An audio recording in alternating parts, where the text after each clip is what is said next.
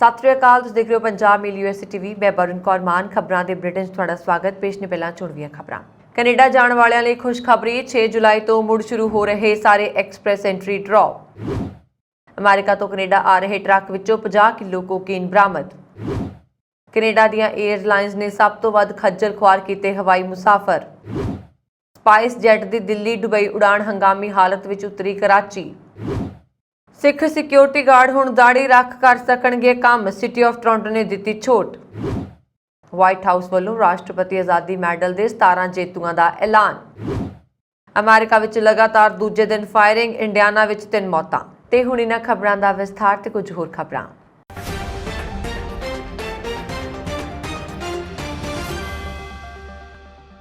Canada ਦੇ immigration ਮੰਤਰੀ scene Fraser ਨੇ ਟਵਿੱਟਰ ਤੇ ਪੁਸ਼ਟੀ ਕੀਤੀ ਹੈ ਕਿ ਸੰਘੀ ਉੱਚ ਕੁਸ਼ਲ ਸਟ੍ਰੀਮ ਦੇ ਤਹਿਤ ਐਕਸਪ੍ਰੈਸ ਐਂਟਰੀ ਡਰਾਅ 18 ਮਹੀਨਿਆਂ ਤੋਂ ਵੱਧ ਦੇ ਵਿਰਾਮ ਤੋਂ ਬਾਅਦ ਕੱਲ ਮੁੜ ਸ਼ੁਰੂ ਹੋ ਜਾਣਗੇ। ਇਸ ਵਿੱਚ Canadian experience class, federal skilled worker class ਅਤੇ ਫੈਡਰਲ ਸਕਿਲਡ ਟ੍ਰੇਡਸ ਕਲਾਸ ਸ਼ਾਮਲ ਨੇ। ਇਹ ਕੁਝ ਉਮੀਦਵਾਰਾਂ ਲਈ ਰਾਹਤ ਹੈ ਕਿਉਂਕਿ ਇਮੀਗ੍ਰੇਸ਼ਨ ਰਿਫਿਊਜ਼ੀਜ਼ ਅਤੇ ਸਿਟੀਜ਼ਨਸ਼ਿਪ ਕੈਨੇਡਾ ਨੇ ਸਤੰਬਰ 2021 ਤੋਂ CEC ਉਮੀਦਵਾਰਾਂ ਨੂੰ ਸੱਦਾ ਨਹੀਂ ਦਿੱਤਾ। ਇਸ ਤੋਂ ਇਲਾਵਾ ਅਸੀਂ ਦਸੰਬਰ 2020 ਤੋਂ ਬਾਅਦ ਕੋਈ FSWP ਡਰਾਅ ਨਹੀਂ ਦੇਖਿਆ। ਇੱਕ ਪਿਛਲੀ IRCC ਘੋਸ਼ਣਾ ਵਿੱਚ ਕਿਹਾ ਗਿਆ ਹੈ ਕਿ ਉਹ 6 ਮਹੀਨੇ ਦੇ ਸੇਵਾ ਕਾਲ ਦੇ ਅੰਦਰ ਇਹਨਾਂ ਸਟ੍ਰੀਮ ਦੇ ਅਧੀਨ ਨਵੀਆਂ ਅਰਜ਼ੀਆਂ ਦੀ ਪ੍ਰਕਿਰਿਆ ਕਰਨਗੇ। ਸੰਘੀ ਉੱਚ ਕੁਸ਼ਲ ਪ੍ਰੋਸੈਸਿੰਗ ਵਸਤੂ ਸੂਚੀ ਵਿੱਚ ਅੱਧੇ ਤੋਂ ਵੱਧ ਦੀ ਕਟੌਤੀ ਕੀਤੀ ਗਈ ਹੈ। ਇੱਕ ਨਵੀਂ ਅਸਥਾਈ ਨੀਤੀ ਅਸਥਾਈ ਰੁਤਬੇ ਦੀ ਮਿਆਦ ਪੁੱਗਣ ਵਾਲੇ ਹਾਲ ਹੀ ਦੇ ਅੰਤਰਰਾਸ਼ਟਰੀ ਗ੍ਰੈਜੂਏਟਸ ਨੂੰ ਕੈਨੇਡਾ ਵਿੱਚ ਲੰਬੇ ਸਮੇਂ ਤੱਕ ਰਹਿਣ ਦਾ ਮੌਕਾ ਦੇਗੀ। ਇਮੀਗ੍ਰੇਸ਼ਨ ਮੰਤਰੀ ਹੁਣ 20 ਸਤੰਬਰ 2021 ਅਤੇ 31 ਦਸੰਬਰ 2022 ਦੇ ਵਿਚਕਾਰ ਮਿਆਦ ਪੁੱਗਣ ਵਾਲੇ PGWP ਵਾਲੇ ਪ੍ਰੋਗਰਾਮ ਅੰਤਰਰਾਸ਼ਟਰੀ ਗ੍ਰੈਜੂਏਟਾਂ ਨੂੰ ਪੋਸਟ ਗ੍ਰੈਜੂਏਟ ਵਰਕ ਪਰਮਿਟ ਵਧਾ ਰਿਹਾ ਹੈ। ਹਜ਼ਾਰਾਂ ਸਾਬਕਾ ਅੰਤਰਰਾਸ਼ਟਰੀ ਵਿਦਿਆਰਥੀਆਂ ਨੂੰ ਹੁਣ 18 ਮਹੀਨਿਆਂ ਦਾ ਵਾਧੂ ਓਪਨ ਵਰਕ ਪਰਮਿਟ ਮਿਲੇਗਾ। IRCC ਹੁਣ ਇੱਕ ਸਰਲ ਪ੍ਰਕਿਰਿਆ ਤੇ ਕੰਮ ਕਰ ਰਿਹਾ ਹੈ ਅਤੇ ਅਗਲੇ ਹਫ਼ਤਿਆਂ ਵਿੱਚ ਹੋਰ ਵੇਰਵੇ ਪ੍ਰਦਾਨ ਕਰੇਗਾ। ਬਿਨੇਕਾਰਾਂ ਨੂੰ ਆਪਣੀ ਅਰਜ਼ੀ ਦੀ ਪ੍ਰਕਿਰਿਆ ਦੌਰਾਨ ਕੈਨੇਡਾ ਵਿੱਚ ਨਹੀਂ ਰਹਿਣਾ ਪਏਗਾ। ਬਿਨੇਕਾਰ ਜੋ ਓਪਨ ਵਰਕ ਪਰਮਿਟ ਲਈ ਅਰਜ਼ੀ ਦਿੰਦੇ ਨੇ, ਜਦੋਂ ਉਹ ਆਪਣੀ ਸਥਾਈ ਨਿਵਾਸ ਅਰਜ਼ੀ ਦੀ ਪ੍ਰਕਿਰਿਆ ਹੋਣ ਦੀ ਉਡੀਕ ਕਰਦੇ ਨੇ, ਉਹ ਵਰਕ ਪਰਮਿਟ ਪ੍ਰਾਪਤ ਕਰਨ ਦੇ ਯੋਗ ਹੋਣਗੇ ਜੋ 2024 ਦੇ ਅੰਤ ਤੱਕ ਵੈਧ ਨੇ। ਪਰਿਵਾਰਕ ਪੁਨਰ ਏਕੀਕਰਨ ਦਾ ਸਮਰਥਨ ਕਰਨ ਲਈ ਮੁੱਖ ਬਿਨੇਕਾਰਾਂ ਦੀ ਸਥਾਈ ਨਿਵਾਸ ਅਰਜ਼ੀ ਵਿੱਚ ਸ਼ਾਮਲ ਤਤਕਾਲੀ ਪਰਿਵਾਰਕ ਮੈਂਬਰ ਜੋ ਕੈਨੇਡਾ ਤੋਂ ਬਾਹਰ ਹਨ ਆਪਣਾ ਓਪਨ ਵਰਕ ਪਰਮਿਟ ਪ੍ਰਾਪਤ ਕਰਨ ਦੇ ਯੋਗ ਹੋਣਗੇ। ਅਮਰੀਕਾ ਤੋਂ ਕੈਨੇਡਾ ਆ ਰਹੇ ਇੱਕ ਟਰੱਕ ਵਿੱਚ 50 ਕਿਲੋ ਕੋਕੀਨ ਅਤੇ 1 ਕਿਲੋ ਹੈਰੋਇਨ ਦੀ ਵੱਡੀ ਖੇਪ ਬਰਾਮਦ ਕੀਤੀ ਗਈ। ਕੈਨੇਡਾ ਬਾਰਡਰ ਸਰਵਿਸਿਜ਼ ਏਜੰਸੀ ਨੇ ਦੱਸਿਆ ਕਿ BC ਵਿੱਚ ਪੈਂਦੇ ਓਲਡ ਗ੍ਰੋਵ ਬਾਰਡਰ ਕ੍ਰਾਸਿੰਗ ਤੇ ਟਰੱਕ ਨੂੰ ਰੋਕਿਆ ਗਿਆ ਸੀ ਅਤੇ ਸ਼ੱਕ ਪੈਣ ਤੇ ਡੂੰਘਾਈ ਨਾਲ ਤਲਾਸ਼ੀ ਲੈਣ ਦਾ ਫੈਸਲਾ ਕੀਤਾ ਗਿਆ। ਲੈਂਗਲੀ ਨੇੜੇ ਪੈਂਦੇ ਕੌਮਾਂਤਰੀ ਲਾਂਘੇ ਤੇ ਜਦੋਂ ਟਰੱਕ ਪਹੁੰਚਿਆ ਤਾਂ ਕੈਨੇਡਾ ਬਾਰਡਰ ਸਰਵਿਸਿਜ਼ ਏਜੰਸੀ ਦੇ ਅਫਸਰਾਂ ਵੱਲੋਂ ਡਰਾਈਵਰ ਨੂੰ ਕਈ ਸਵਾਲ ਪੁੱਛੇ ਗਏ। ਇਹਨਾਂ ਦਾ ਤਸੱਲੀ ਬਖਸ਼ ਜਵਾਬ ਨਾ ਮਿਲਣ ਤੇ ਟਰੱਕ ਨੂੰ ਤਲਾਸ਼ੀ ਲਈ ਯਾਰਡ ਵਿੱਚ ਲਿਜਾਇਆ ਗਿਆ ਤੇ ਇਸ ਦੌਰਾਨ ਕਾਰਗੋ ਵਿੱਚ ਮੌਜੂਦ ਚੀਜ਼ਾਂ ਨਾਲ ਛੇੜਛਾੜ ਹੋਣ ਦੇ ਸਬੂਤ ਮਿਲੇ। CBSA ਦੇ ਅਫਸਰਾਂ ਨੇ ਹੋਰ ਬਰੀਕੀ ਨਾਲ ਤਲਾਸ਼ੀ ਸ਼ੁਰੂ ਕਰ ਦਿੱਤੀ, ਜਿਸ ਦੌਰਾਨ ਇੱਟਾਂ ਵਰਗੇ 50 ਪੈਕੇਟ ਬਰਾਮਦ ਕੀਤੇ ਗਏ। ਪਹਿਲੇ ਨਜ਼ਰੇ ਇਹ ਨਸ਼ੀਲੇ ਪਦਾਰਥ ਮਹਿਸੂਸ ਹੋ ਰਹੇ ਸਨ, ਪਰ ਇਹਨਾਂ ਨੂੰ ਟੈਸਟਿੰਗ ਵਾਸਤੇ ਭੇਜਿਆ ਗਿਆ।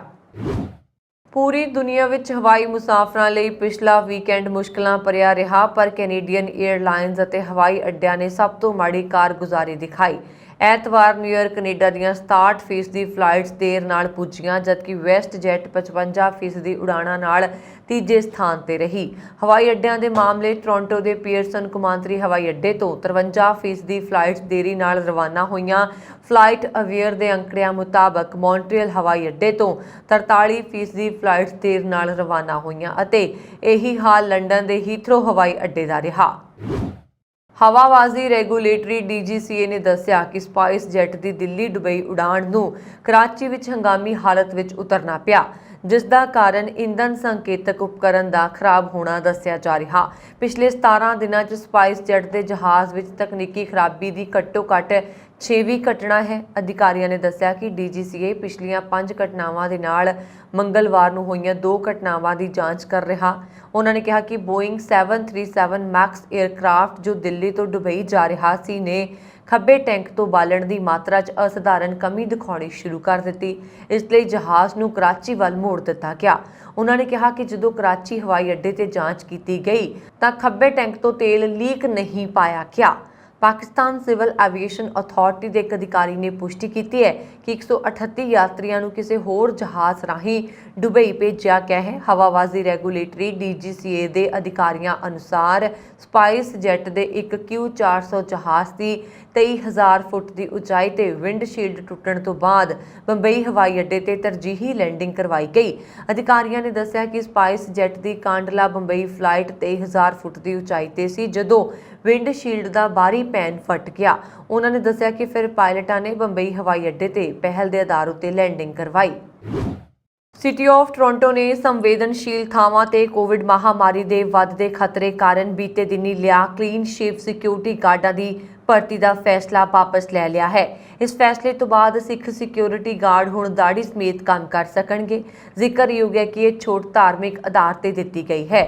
ਟੋਰਾਂਟੋ ਪ੍ਰਸ਼ਾਸਨ ਨੇ ਵਿਸ਼ਵ ਸਿੱਖ ਸੰਗਠਨ ਦੀ ਅਪੀਲ ਤੋਂ ਬਾਅਦ ਪ੍ਰਾਈਵੇਟ ਕੰਟਰੈਕਟਰ ਨੂੰ ਨਿਯਮ ਬਦਲਣ ਦੇ ਹੁਕਮ ਜਾਰੀ ਕੀਤੇ ਨੇ। ਸਿਟੀ ਆਫ ਟੋਰਾਂਟੋ ਨੇ ਕਿਹਾ ਕਿ ਜਿਹੜੇ ਮੁਲਾਜ਼ਮ ਧਾਰਮਿਕ ਆਧਾਰ ਤੇ ਦਾੜੀ ਨਹੀਂ ਕਟਵਾ ਸਕਦੇ ਉਹ ਦਾੜੀ ਸਮੇਤ ਹੀ ਕੰਮ ਕਰ ਸਕਦੇ ਨੇ। ਸਿਟੀ ਦੇ ਕਲੀਨ ਸ਼ਿਪ ਸਿਕਿਉਰਿਟੀ ਗਾਰਡਾਂ ਦੀ ਭਰਤੀ ਦੇ ਫੈਸਲੇ ਨਾਲ ਤਕਰੀਬਨ 100 ਸਿਕਿਉਰਿਟੀ ਗਾਰਡਸ ਨੂੰ ਪ੍ਰਾਈਵੇਟ ਕੰਟਰੈਕਟਰਾਂ ਵੱਲੋਂ ਹੋਰ ਜਗ੍ਹਾ ਤਬਦੀਲ ਕੀਤਾ ਗਿਆ ਸੀ ਤਾਂ ਜੋ ਕੰਮ ਤੋਂ ਹਟਾ ਦਿੱਤਾ ਗਿਆ ਸੀ, ਜਿਸ ਤੋਂ ਬਾਅਦ ਵਿਸ਼ਵ ਸਿੱਖ ਸੰਗਠਨ ਵੱਲੋਂ ਕੈਨੇਡਾ ਦੇ ਪ੍ਰਧਾਨ ਮੰਤਰੀ ਜਸਟਿਨ ਟਰੂਡੋ ਨੂੰ ਇਸ ਮਾਮਲੇ ਵਿੱਚ ਦਖਲ ਦੇਣ ਦੀ ਅਪੀਲ ਕੀਤੀ ਗਈ ਸੀ ਤੇ ਸਿੱਖਾਂ ਦੇ ਵੱਲੋਂ ਭਾਰੀ ਵਿਰੋਧ ਵੀ ਕੀਤਾ ਗਿਆ ਸੀ, ਜਿਸ ਤੋਂ ਬਾਅਦ ਇਹ ਫੈਸਲਾ ਪਲਟ ਦਿੱਤਾ ਗਿਆ।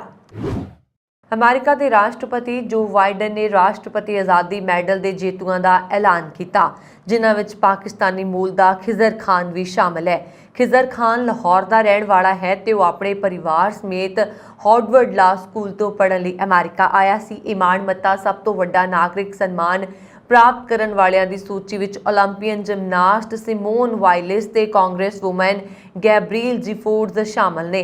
ਐਪਲ ਦੇ ਸਹਿ ਸੰਸਥਾਪਕ ਸਟੀਵ ਜੌਬਸ ਤੇ ਸਾਬਕਾ ਸੈਨੇਟਰ ਜੌਨ ਮੈਕੇਨ ਨੂੰ ਇਹ ਸਨਮਾਨ ਮਰਨ ਉਪਰੰਤ ਦਿੱਤਾ ਗਿਆ। ਵਾਈਟ ਹਾਊਸ ਨੇ ਜਾਰੀ ਬਿਆਨ ਵਿੱਚ ਕਿਹਾ ਕਿ ਇਹਨਾਂ 17 ਅਮਰੀਕੀਆਂ ਨੇ ਸੰਭਾਵਨਾਵਾਂ ਉਜਾਗਰ ਕੀਤੀਆਂ ਨੇ ਤੇ ਸਖਤ ਮਿਹਨਤ ਕਰਕੇ ਰਾਸ਼ਟਰ ਨਿਰਮਾਣ ਵਿੱਚ ਵਡਮੁੱਲਾ ਯੋਗਦਾਨ ਪਾਇਆ।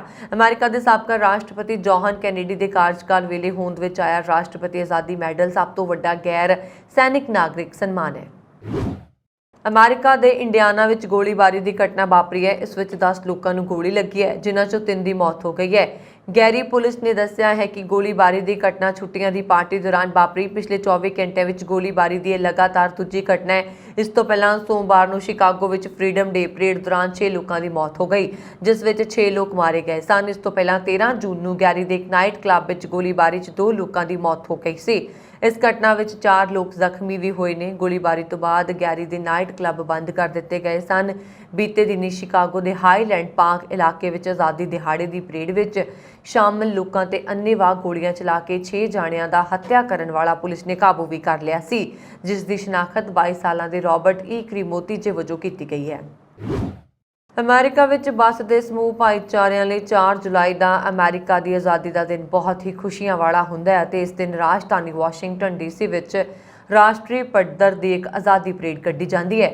ਇਸ ਪਰੇਡ ਵਿੱਚ ਕਿਸੇ ਵੀ ਭਾਈਚਾਰੇ ਨੂੰ ਫਲੋਟ ਸ਼ਾਮਲ ਕਰਨ ਦੀ ਪ੍ਰਵਾਨਗੀ ਮਿਲਣਾ ਬਹੁਤ ਵੱਡਾ ਕਾਰਜ ਮੰਨਿਆ ਜਾਂਦਾ ਹੈ। ਇਸ ਲੜੀ ਤਹਿਤ ਸਿੱਖਸ ਆਫ ਅਮਰੀਕਾ ਵੱਲੋਂ ਪਿਛਲੇ ਕਈ ਸਾਲਾਂ ਤੋਂ ਆਪਣਾ ਫਲੋਟ ਇਸ ਪਰੇਡ ਵਿੱਚ ਸ਼ਾਮਲ ਕੀਤਾ ਜਾਂਦਾ ਰਿਹਾ, ਪਰ ਪਿਛਲੇ 2 ਸਾਲ ਕਰੋਨਾ ਮਹਾਮਾਰੀ ਕਾਰਨ ਪਰੇਡ ਕੱਢੀ ਨਹੀਂ ਗਈ। ਇਸ ਸਾਲ ਵੀ ਸਿੱਖਸ ਆਫ ਅਮਰੀਕਾ ਦੇ ਚੇਅਰਮੈਨ ਸਰਦਾਰ ਜਸਦੀਪ ਸਿੰਘ ਜੱਸੀ ਦੀ ਅਗਵਾਈ ਵਿੱਚ ਸਿੱਖਸ ਆਫ ਅਮਰੀਕਾ ਨੂੰ ਆਜ਼ਾਦੀ ਦੀ ਰਾਸ਼ਟਰੀ ਪਰੇਡ ਵਿੱਚ ਸਿੱਖ ਫਲੋਟ ਸ਼ਾਮਲ ਕਰਨ ਦੀ ਪ੍ਰਵਾਨਗੀ ਮਿਲੀ ਅਤੇ ਸਿੱਖਸ ਆਫ ਅਮਰੀਕਨ ਨੇ ਇਸ ਪਰੇਡ ਵਿੱਚ ਸਿੱਖ ਫਲੋਟ ਸ਼ਾਮਲ ਕਰਕੇ ਸਭ ਭਾਈਚਾਰੇ ਦਾ ਦਿਲ ਜਿੱਤ ਲਿਆ। ਆਧੁਨਿਕ ਤਕਨੀਕ ਦੀ ਵਰਤੋਂ ਕਰਦਿਆਂ ਫਲੋਟ ਨੂੰ LED ਸਕਰੀਨ ਨਾਲ ਸਜਾਇਆ ਗਿਆ, ਜਿਸ ਵਿੱਚ ਸਿੱਖ ਧਰਮ ਦੇ ਪੁਰਾਤਨ ਅਤੇ ਅਜੋਕੇ ਇਤਿਹਾਸ ਨੂੰ ਦਰਸਾਇਆ ਗਿਆ ਸੀ। ਫਲੋਟ ਦੇ ਅੱਗੇ ਭੰਗੜਾ ਟੀਮ ਸੱਭਿਆਚਾਰਕ ਰੰਗ ਪੇਸ਼ ਕਰ ਰਹੀ ਸੀ। ਇੱਕ ਅੰਦਾਜ਼ੇ ਮੁਤਾਬਕ ਸੜਕ ਦੇ ਦੋਵੇਂ ਪਾਸੇ ਬੈਠੇ 1 ਲੱਖ ਤੋਂ ਵੱਧ ਲੋਕਾਂ ਨੇ ਨੇੜਿਓਂ ਫਲੋਟ ਨੂੰ ਦੇਖਿਆ ਤੇ ਹੋਰ ਲੱਖਾਂ ਲੋਕਾਂ ਨੇ ਨੈਸ਼ਨਲ TV ਰਾਹੀਂ ਇਸ ਗਤੀਵਿਧੀ ਨੂੰ ਵਾਚਿਆ।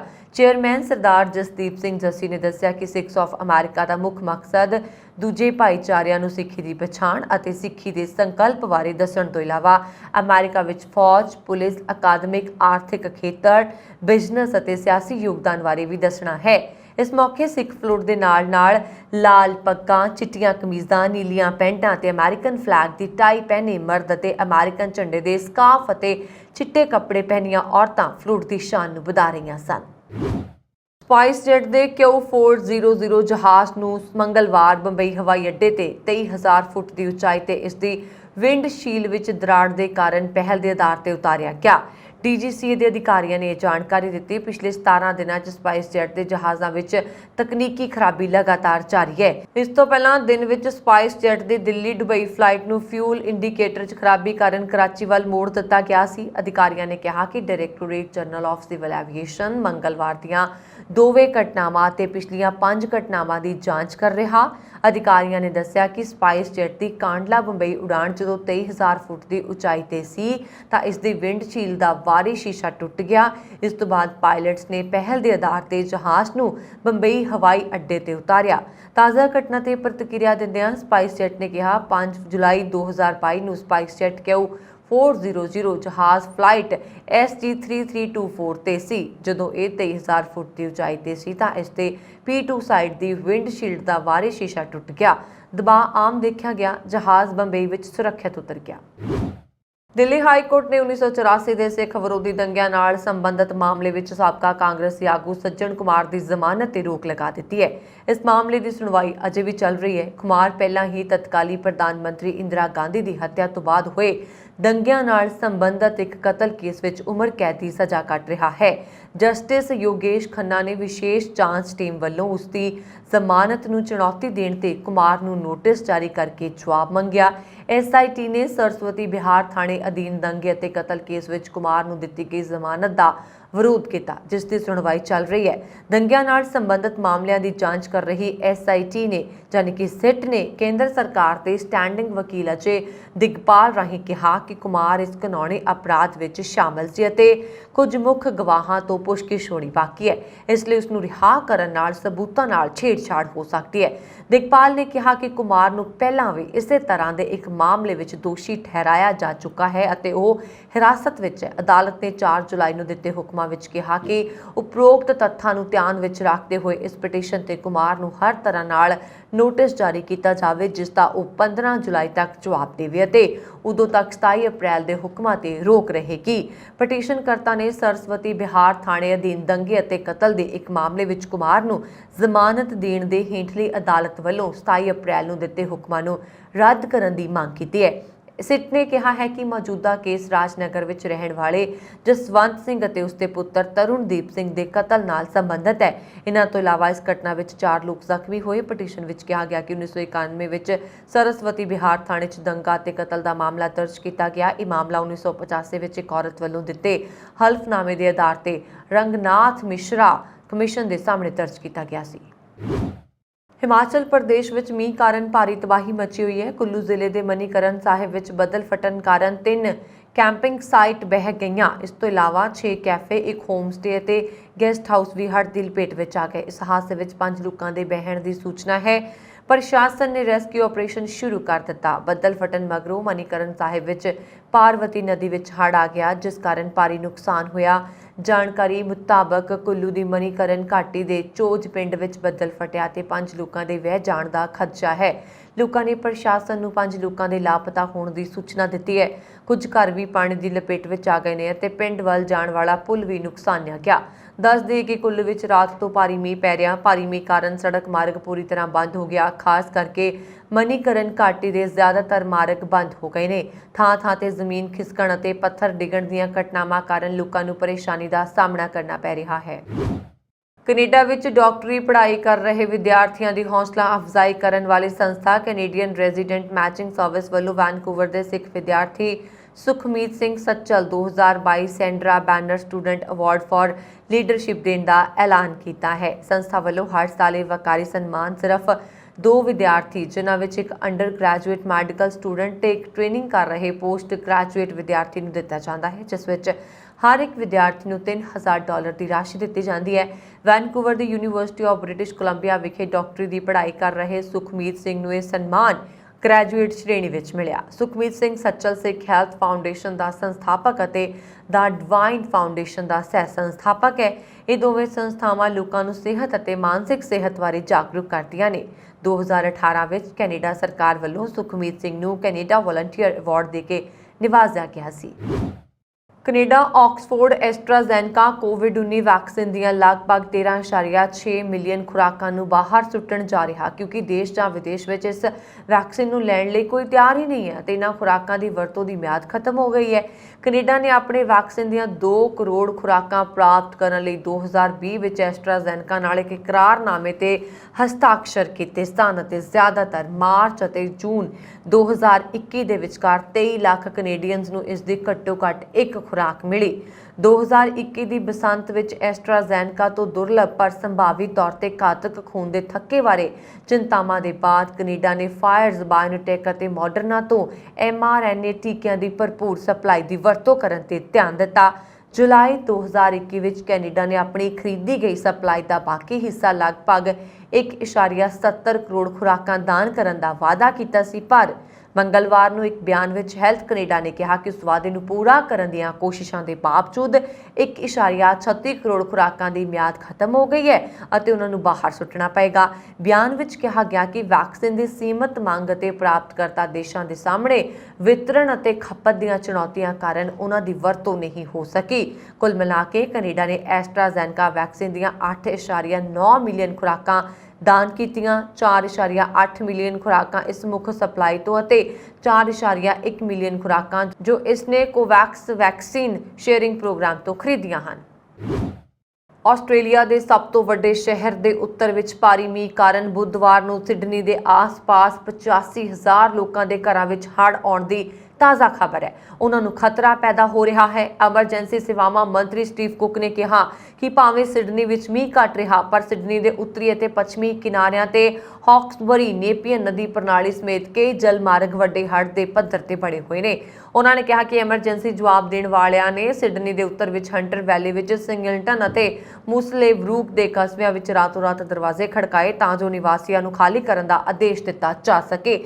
ਕੁੱਕ ਨੇ ਕਿਹਾ ਕਿ ਕਈਆਂ ਲਈ ਇਹ ਨੀਂਦ ਤੋਂ ਰਾਹਤ ਖਬਰ ਹੈ ਔਰ ਨਿਊ ਸਾਊਥ ਵੇਲਜ਼ ਰਾਜ ਦੇ ਪ੍ਰੀਮੀਅਰ ਡੋਮਿਨਿਕ ਪੋਟੇਟ ਨੇ ਕਿਹਾ ਕਿ ਘਰਾਂ ਨੂੰ ਛੱਡਣ ਲਈ ਤਿਆਰ ਹੋਣ ਦੇ ਆਦੇਸ਼ ਅਤੇ ਅਧਿਕਾਰਤ ਚੇਤਾਵਨੀ ਬੁੱਧਵਾਰ ਤੱਕ 85,000 ਲੋਕਾਂ ਨੂੰ ਦਿੱਤੀ ਗਈ ਸੀ ਜੋ ਮੰਗਲਵਾਰ ਨੂੰ 50,000 ਤੋਂ ਵੱਧ ਸੀ।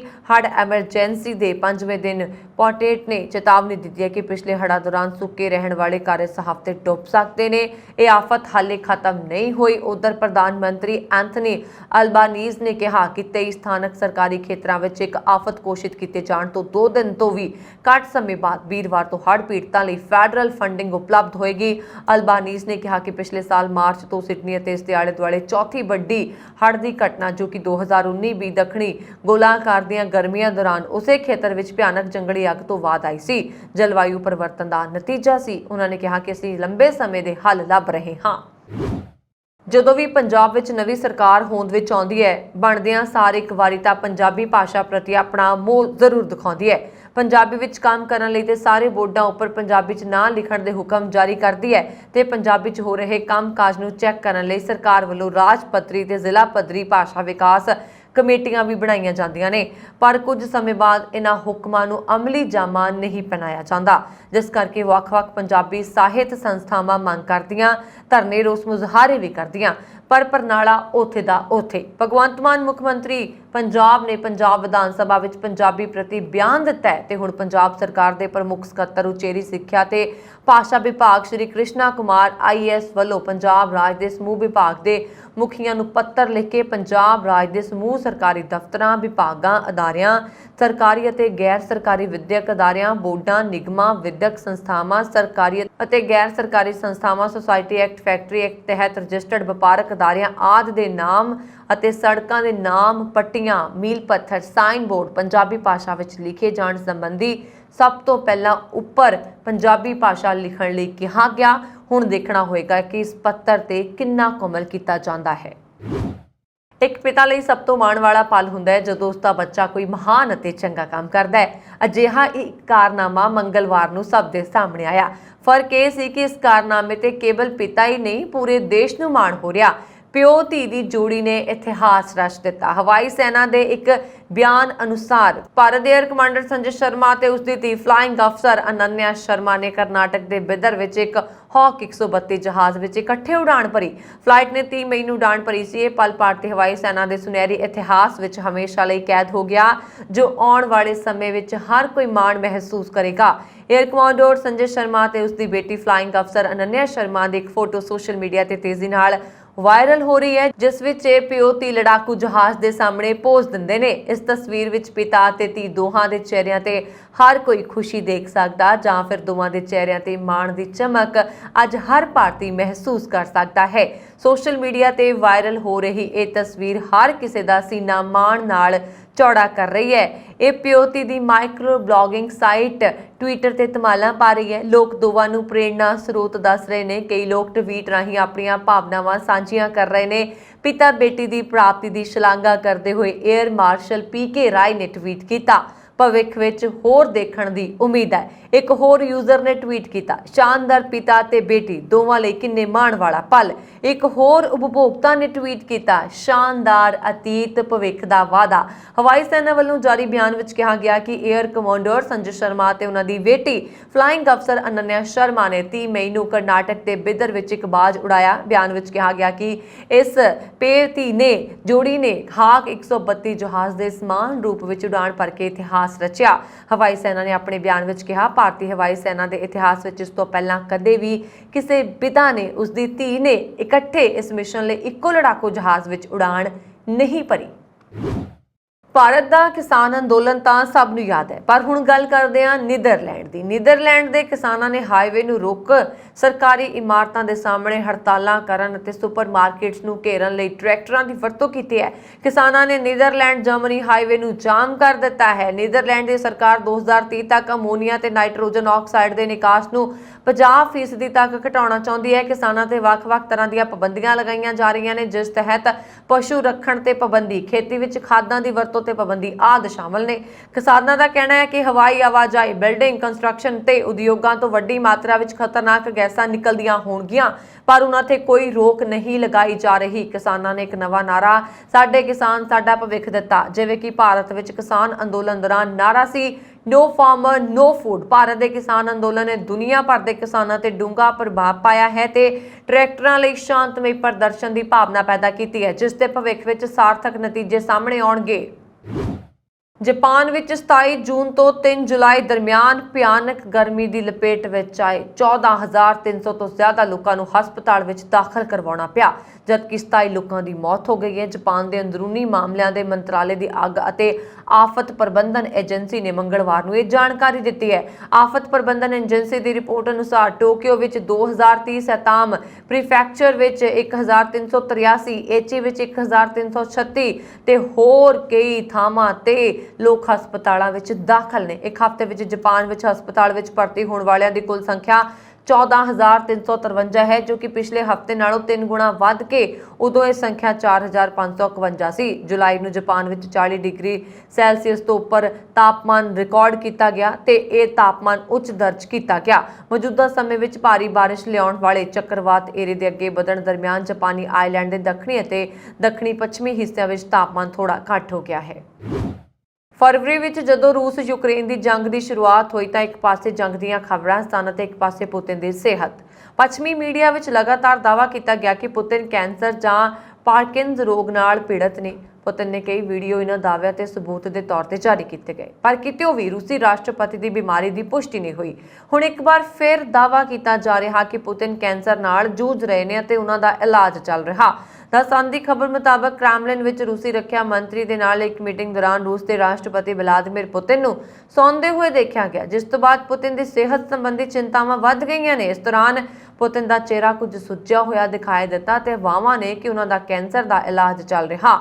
ਵੀਡੀਓ ਫੁਟੇਜ ਵਿੱਚ ਮੀਟਿੰਗ ਦੌਰਾਨ ਪੁਤਿਨ ਮੇਜ਼ ਤੇ ਕੰਬ ਕੱਢ ਕੇ ਬੈਠੇ ਨਜ਼ਰ ਆਏ। ਸ਼ੋਇੰਗ ਨੇ ਪੁਤਿਨ ਨੂੰ ਕਿਹਾ ਕਿ ਰੂਸੀ ਫੋਰਸਾਂ ਨੇ ਲੋਹਾਨਸਕ ਵਿੱਚ ਯੂਕਰੇਨ ਦੇ ਆਖਰੀ ਗੜ੍ਹ ਲਿਸੀਚਾਂਸਕ ਸ਼ਹਿਰ ਤੇ ਕਬਜ਼ਾ ਕਰ ਲਿਆ, ਜਿਸ ਤੋਂ ਬਾਅਦ ਮੁਹਿੰਮ ਪੂਰੀ ਹੋ ਗਈ। ਇਸ ਤੇ ਪੁਤਿਨ ਨੇ ਕਿਹਾ ਕਿ ਲੋਹਾਨਸਕ ਵਿੱਚ ਜਿਨ੍ਹਾਂ ਫੌਜੀ ਇਕਾਈਆਂ ਨੇ ਭਾਗ ਲਿਆ ਤੇ ਕਾਮਯਾਬੀ ਅਤੇ ਜਿੱਤ ਹਾਸਲ ਕੀਤੀ ਹੈ, ਉਹਨਾਂ ਨੂੰ ਆਰਾਮ ਕਰਨਾ ਚਾਹੀਦਾ ਹੈ ਤੇ ਆਪਣੀ ਲੜਾਈ ਲੜਨ ਦੀ ਸਮਰੱਥਾ ਵਧਾਉਣੀ ਚਾਹੀਦੀ ਹੈ।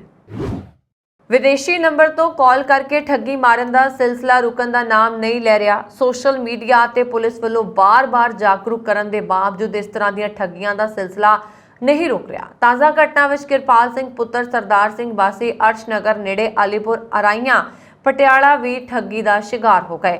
ਕਿਰਪਾਲ ਸਿੰਘ ਨੂੰ ਇੱਕ ਅਣਪਛਾਤੇ ਵਿਅਕਤੀ ਨੇ WhatsApp ਕਾਲ ਕੀਤੀ ਤੇ ਕਿਹਾ ਤੁਹਾਡਾ ਲੜਕਾ ਕੈਨੇਡਾ 'ਚ ਰਹਿੰਦਾ ਹੈ, ਉਸ ਦੀ ਕਲੱਬ ਪਾਰਟੀ ਦੌਰਾਨ ਲੜਾਈ ਹੋ ਗਈ ਹੈ ਜਿਸ ਕਾਰਨ ਉਸ ਤੇ ਪੁਲਿਸ ਕੇਸ ਬਣ ਗਿਆ ਜਿਸ ਦੀ ਜ਼ਮਾਨਤ ਕਰਵਾਉਣੀ ਹੈ। ਕਿਰਪਾਲ ਸਿੰਘ ਨੇ ਫੋਨ ਕਰਨ ਵਾਲੇ ਵਿਅਕਤੀ ਦੀਆਂ ਗੱਲਾਂ 'ਚ ਆ ਕੇ ਉਸ ਵਿਅਕਤੀ ਵੱਲੋਂ ਦੱਸੇ ਖਾਤੇ 'ਚ 6,95,000 ਰੁਪਏ ਪਾ ਦਿੱਤੇ। ਬਾਅਦ ਵਿੱਚ ਜਦੋਂ ਆਪਣੇ ਬੇਟੇ ਨਾਲ ਗੱਲ ਕੀਤੀ ਤਾਂ ਉਸਨੇ ਦੱਸਿਆ ਕਿ ਉਸ ਦੀ ਕੋਈ ਲੜਾਈ ਨਹੀਂ ਹੋਈ। ਪੁਲਿਸ ਨੇ ਇਸ ਮਾਮਲੇ ਵਿੱਚ ਅਣਪਛਾਤੇ ਵਿਅਕਤੀ ਖਿਲਾਫ 420 ਤੇ 120 ਬੀ IPC IT ਐਕਟ 66 ਦੇ ਤਹਿਤ ਕੇਸ ਦਰਜ ਕਰਕੇ ਅੱਗੇ ਮਾਮਲੇ ਦੀ ਜਾਂਚ ਸ਼ੁਰੂ ਕਰ ਦਿੱਤੀ ਹੈ। ਦੱਸਣਯੋਗ ਹੈ ਕਿ ਇਸ ਤਰ੍ਹਾਂ ਦੀਆਂ ਕਾਲਾਂ ਕਰਕੇ ਕਈ ਲੋਕਾਂ ਨੂੰ ਸ਼ਿਕਾਰ ਬਣਾਇਆ ਜਾ ਚੁੱਕਾ। ਪਟਿਆਲਾ ਪੁਲਿਸ ਦੇ ਸਾਈਬਰ ਸੈੱਲ ਵੱਲੋਂ ਇਸ ਨੂੰ ਲੈ ਕੇ ਕਾਫੀ ਸਖਤੀ ਕੀਤੀ ਗਈ ਹੈ, ਪਰ ਲੋਕਾਂ 'ਚ ਜਾਗਰੂਕਤਾ ਨਾਲ ਹੀ ਇਸ ਤੇ ਕਾਬੂ ਪਾਇਆ ਜਾ ਸਕਦਾ ਹੈ। ਤੁਹਾਨੂੰ ਜੇ ਕੋਈ ਤੁਹਾਡੇ ਸਕੇ ਸੰਬੰਧੀ ਨਾਲ ਸੰਬੰਧਿਤ ਕੋਈ ਵੀ ਕਾਲ ਆਉਂਦੀ ਹੈ ਤਾਂ ਪਹਿਲਾਂ ਉਸ ਨਾਲ ਸੰਪਰਕ ਕਰਨ ਦੀ ਕੋਸ਼ਿਸ਼ ਕਰੋ ਜਾਂ ਉਸ ਦੇ ਆਂਢ ਗੁਆਂਢ ਨਾਲ ਸੰਪਰਕ ਕਰਨ ਦੀ ਕੋਸ਼ਿਸ਼ ਕਰੋ। ਮੌਨਸੂਨ ਦੀ ਸ਼ੁਰੂਆਤ ਨਾਲ ਲੋਕਾਂ ਨੂੰ ਜਿੱਥੇ ਗਰਮੀ ਤੋਂ ਰਾਹਤ ਮਿਲੀ, ਉੱਥੇ ਹੀ ਮੰਗਲਵਾਰ ਨੂੰ ਇੱਕ ਵਾਰ ਫਿਰ ਹੁੰਮਸ ਭਰੀ ਗਰਮੀ ਲੋਕਾਂ ਨੂੰ ਪਸੀਨੋ ਪਸੀਨ ਕਰ ਗਈ ਕਿਉਂਕਿ ਤਾਪਮਾਨ 37.4 ਡਿਗਰੀ ਸੈਲਸੀਅਸ ਅਤੇ 29.3 ਡਿਗਰੀ ਸੈਲਸੀਅਸ ਤੱਕ ਪਹੁੰਚ ਗਿਆ, ਜਦੋਂ ਕਿ ਇੱਕ ਦਿਨ ਪਹਿਲਾਂ ਵੱਧ ਤੋਂ ਵੱਧ ਤਾਪਮਾਨ 33.4 ਅਤੇ 24.9 ਡਿਗਰੀ ਸੈਲਸੀਅਸ ਸੀ।